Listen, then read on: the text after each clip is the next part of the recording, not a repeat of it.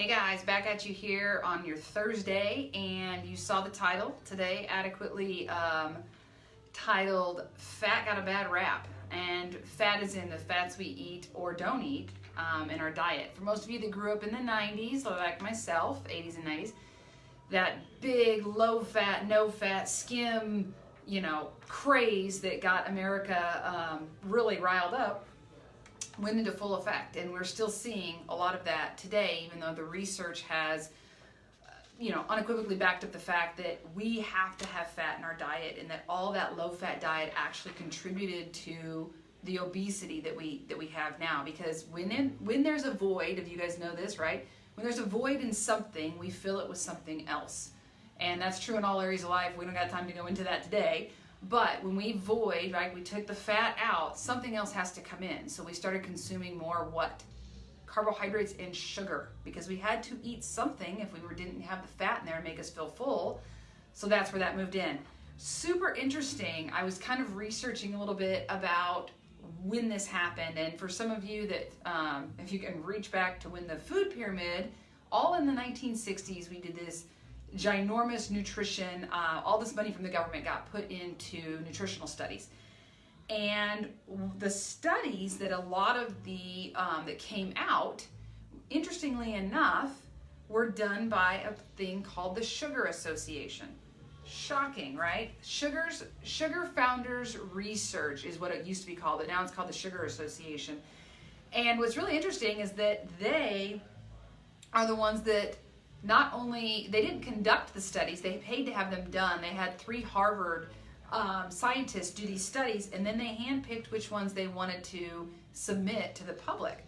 So of course they were going to be a little skewed as to what was actually needing to be consumed and why people were starting to get bigger waistlines. It wasn't the sugar, it was the saturated fats. And so that's where that whole epidemic was born that gave birth to the low fat craze that we, like I said, again, we still see today. So why our fats have a bad rap? Because fat equals fat, right? If we eat fats, we get fat. And that couldn't be further from the truth. Fat is in your body. It's actually, your brain is 60% fat. Okay, so if that tells you how important it is to consume it to keep your brain health, right? So one of the really cool things, I know, some of you listening have people in your family, people that have been stricken with dementia and Alzheimer's. What they're finding in all of these studies is that actually the Alzheimer's brain, the dementia brain, when given enough fat, they see improvements in the actual function of these patients. But going back to people where they've got the genetic precursors to have Alzheimer's or get dementia, they're finding a 44% decrease in people actually getting it if their diets are less sugar, right? Less carbohydrates, all of those inflammatory foods, and more saturated and fatty foods. So let's go ahead and think about what we're doing to just our brains. That's not even just our bodies at that point by trying to consume such low fat. Why am I bringing this up?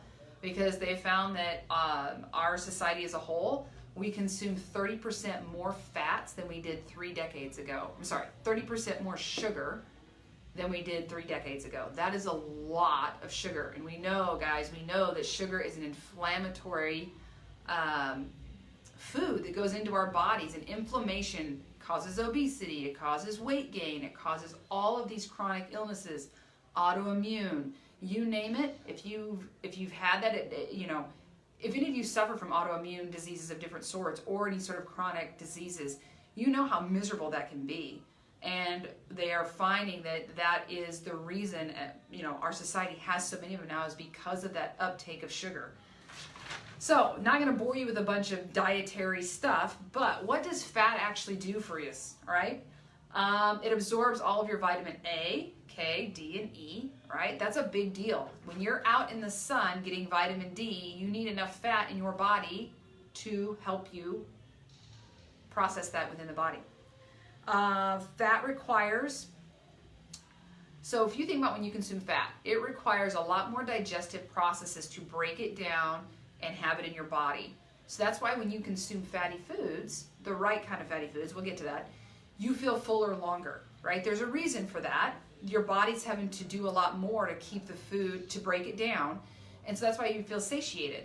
when you tend to typically eat just a carbohydrate or sugar source, you feel full right away, and then it goes away very quickly. So we tend to eat more, right? So I have a lot of people that have come to me and said, but I drink Diet Coke, it's fine. No, it's not, right? Yes, it's 0 calories, but you're putting sugar, right, or some sort of sweetener into your body, and there's no fullness there. Do you guys remember, I think it's probably still around, but I know I see it bounce around out there in social media, coffee bombs and the happy coffee that's out there right now that people are finding that they lose weight on. All it is they're adding a fat source to your coffee so that you feel fuller longer. The people that love those coffee bombs are like, man, I don't even feel hungry until lunch, right? Because you're putting a fat into your body versus just an empty substance. That's a big deal. When we satiate our bodies with the right kind of fatty foods, it is meant to hold us over for longer. All right, transport. Every cell membrane has fat. It's got a fatty lining in there. So of course we need that fat. We need to replenish it through our diet in order for nutrients to cross over those cell walls. So they're finding that a lot of malnutrition and people that are, if you were to do a blood profile on you, that you're missing vitamin, enough vitamin K, enough of this, enough of that. You don't have enough fats in there. So even if you were eating it, which maybe or may not be the case, you're not absorbing it. So you need that fat in there to absorb those vitamins. The conversion, fat is in your body to help hormones, it builds those, but it's also immune function, guys. So again, I went back to talking about the increase of sugars and inflammatory foods in our diet, the decrease of fat. Now we've got inflammation moving in, and we have nothing for immune function to fight it because we've took the fats out that help build immune function. So if you take that void, something else moves in, what are the consequences, right? Energy extraction, right? So when we are between meals and there's not a glucose or energy present right there because the food's not coming in, your body pulls on fat stores to give you energy. So if you don't have a lot of those, and I'm not talking about belly fat. I have people who joke and say, oh, I've got enough fat here. That's not what I'm talking about. I'm talking about actual fuel, as in fatty food that you've eaten, that can energize you and give you energy throughout the day. All right. So what does this tell us, guys? One of the reasons, too, that I think fat got such a bad thing was that anything consumed in too much quantity is a bad thing. Too much vegetables can be a bad thing. If you were to consume vegetables all day long, right, you would probably have pretty bloated gut from all the fiber. So anything healthy in too much overconsumption is a bad thing. So again, we want to make sure that we don't go overboard and swing that pendulum so far the other way. So you need the right amount of fats. Usually 30 to 35% of your daily diet needs to be from fat. So if you're eating a lot of low fat, no fat, all that stuff, you're not getting the fats that you need in. And you're gonna, if you really were honest with yourself and sat down and took a log of what you're eating more because you're not feeling full from what fats were intended to do, which is to satiate you, okay? One of the things that, it was interesting, we went through this whole, I say skim, and we all instantly, when I say skim, we think of skim milk, because that was a huge craze. I know growing up, my mom switched us to skim milk because it was better for you. Okay, so why do we all drink milk? We need calcium. What does calcium need to be absorbed within the body? Fat, ding, ding, ding. So if we're drinking skim milk, we're not actually absorbing all the calcium that we need out of it because we're not getting the fat in there with it. So again, really digging into what we're eating. Let's be mindful, like we were talking about with Brent. Start asking questions about it. It's like, just because there's something there that says low fat, skim, it's good for you, what else is going on? Yeah, you're getting calcium out of the skim milk, but you're not getting as much as you should. You don't have the fat with it to absorb it, okay? So what are some good, one more statistic I wanted to show you.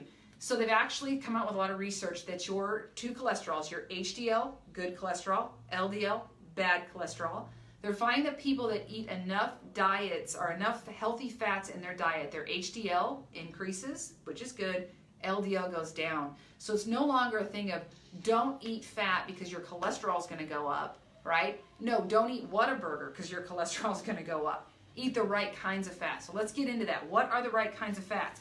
You guys have heard this, hey, avocados, olive oil, coconut oil. Again, you want those natural fats that I would not say a cheeseburger is natural fat. Ground beef in its greasy state of all those things added does have a good supply of fat in there. So that's okay. But again, let's make our choices the right way. So avocados, oils, coconut oil, olive oil. And we're going to do another one. I didn't have this prep for today, but let's talk about cooking oils. There are so many out there. Let's talk about which ones are good for you. I can tell you right now, the big two, coconut oil and olive oil. Stick with those.